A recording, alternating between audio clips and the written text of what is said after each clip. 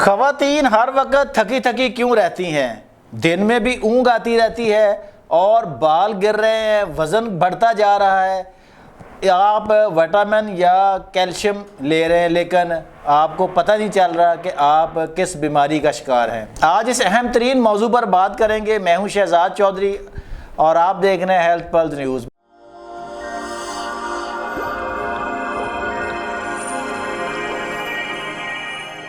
میرے ساتھ معروف طبی معالج حکیم مشرف علی زیدی موجود ہیں اور آپ گزشتہ 22 سال سے طب کی پریکٹس کرنے کے ساتھ ساتھ وفاق طب پاکستان کے سیکرٹری جنرل بھی ہیں۔ السلام علیکم حکیم صاحب۔ وعلیکم السلام ورحمۃ اللہ جی۔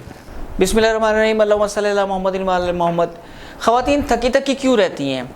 کانسٹیپیشن رہنا شروع ہو گیا ہے، جسم میں خشکی کی بھرمار ہے، بال پتلے ہونا شروع ہو گئے ہیں یا گرنا شروع ہو گئے ہیں، سارا دن اونگتی رہتی ہیں اور اس کے کم کھانے کے باوجود، ڈائٹ کے باوجود جسم پھولنا شروع ہو گیا، وزن بڑھ رہا ہے۔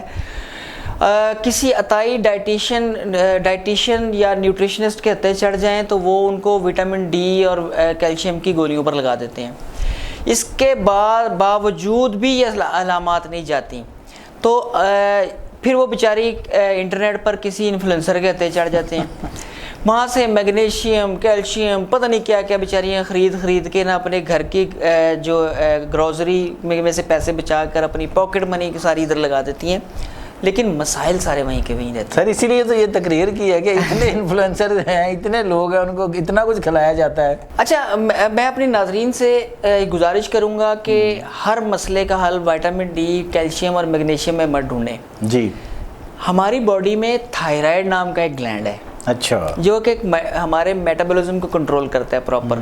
اگر آپ کو اس طرح کی علامات آ رہی ہیں تو فوری طور پر اپنے ٹیسٹ کرائیں، T3 T4 اور بیسک ٹیسٹ کروائیں تو آپ کو پتہ لگے گا کہ آپ ہائپوتھائرائڈزم کا شکار ہیں۔ اچھا، جی ہاں، ہمارے ہاں یہ اتنا تیزی سے خاص طور پر شادی شدہ خواتین میں پہلی دوسری پریگننسی کے بعد، زچگی کے بعد اور ڈلیوری کے بعد یہ مسائل بڑھتے جا رہے ہیں۔ دیگر نسوانی معاملات کے ساتھ ساتھ یہ چیزیں بھی بہت زیادہ عام ہوتی جا رہی ہیں۔ اچھا، یعنی مردوں کی نسبت خواتین میں زیادہ، یعنی خواتین میں زیادہ ہوتا ہے۔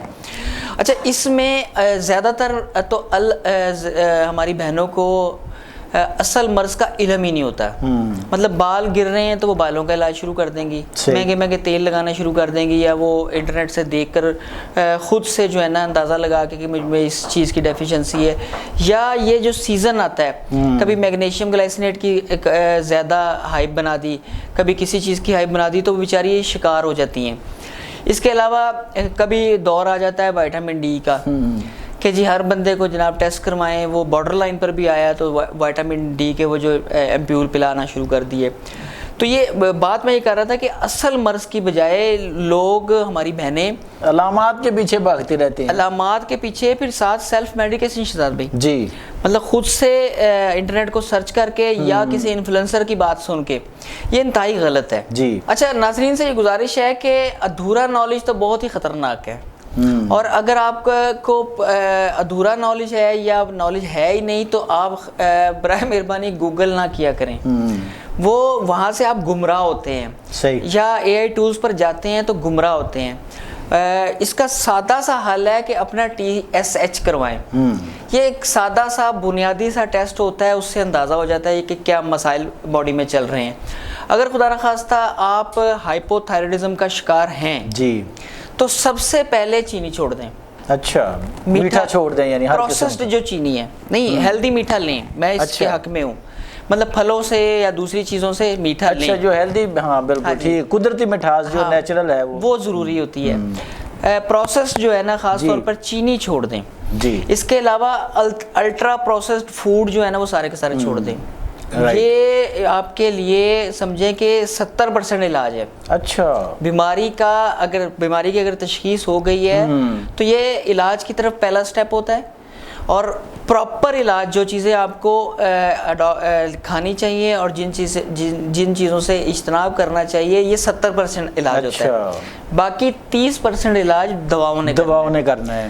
آپ اپنی سوزش کم کریں جی، انفلیمیشن اینٹی انفلیمیٹری چیزوں میں سب سے بہترین ہلدی ہے۔ اچھا، اچھی والی ہلدی لیں اور اس کو اپنے کھانوں میں بھی بڑھائیں، اس کو دودھ میں بھی استعمال کر کے لیں، اور اس کے علاوہ اس کے کیپسول بھر لیں اچھی والی ہلدی کے، وہ صبح دوپہر شام ہر کھانا کھانے کے بعد بھی لیں، یعنی کہ کھانے میں بھی ہلدی موجود ہو، آپ ہلدی والا دودھ بھی گولڈن ملک بھی لیں اور اس کے علاوہ کیپسول بھی لیں۔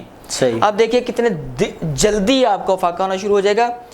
اور اس کے علاوہ دیسی گھی، دیسی گھی اور مکھن جو ہے وہ آپ کے لیے بہت فائدہ مند ہے جی، اپنی غذا میں اس کو شامل کیجئے، لیکن ایک احتیاط رکھیں کہ اس کو پکا کر نہیں لینا، یعنی کہ اس کا پراٹھا نہیں بنانا یا کوئی بھی چیز، اس کی ہڈیاں بھی نہیں بنانی، اس کو روٹی کے اوپر لگا کر یا سالن کے اوپر ڈال کے کھائیں۔ سالن لیں سرسوں کے تیل کا، اس کے اوپر تھوڑا سا آدھی چمچ کے قریب جو ہے نا وہ تھوڑے سے سالن پر بالکل مناسب ہوتا ہے، آدھی پلیٹ میں دن میں 4 مرتبہ چھوٹے چھوٹے پورشنز میں کھانا کھائیں۔ اس کے علاوہ سلاد کا استعمال بڑھا دیں، سالن کم کر دیں اپنی پلیٹ میں اور سلاد بڑھا دیں، اس سے بہت فائدہ ہوگا۔ چائے، کافی اور کولڈ ڈرنک کا استعمال بالکل زیرو کر دیں، ترک کر دیں۔ ادرک والا قہوہ شروع کر دیں ہر کھانا کھانے کے بعد، جو میں نے آپ کو پہلے کیپسول بتائے ہلدی والے، وہ لینے کے بعد وہ اگر آپ اس قہوے کے ساتھ لے لیں، ادرک والے قہوے کے ساتھ، وہ سادہ طریقہ ہے کہ ایک چھوٹی چائے کے چمچ کے برابر ادرک کاٹ لیں کاشوں میں اور 1.5 کپ پانی میں ڈالیں، اس کو اتنا پکائیں کہ وہ 1 کپ رہ جائے، اس کو چسکیاں لے کر لیں، وہ بہترین ہاضم بھی ہے، وہ آپ کی امیونٹی بھی بڑھائے گا اور آپ کو اس مرض میں بھی فائدہ دے گا۔ گڈ شہزاد بھائی، نسخہ بڑا کمال کا ہے میرے پاس، بڑے ہی اس کو پیشنٹس کو ٹھیک کیا ہم نے، بہت بہنوں سے ہمیں دعائیں ملتی ہیں، بہت ہی زبردست، ان کی دوائیاں چھوٹ جاتی ہیں جو ایلوپیتھک دوائیاں کھا رہی ہوتی ہیں نا وہ برسوں سے۔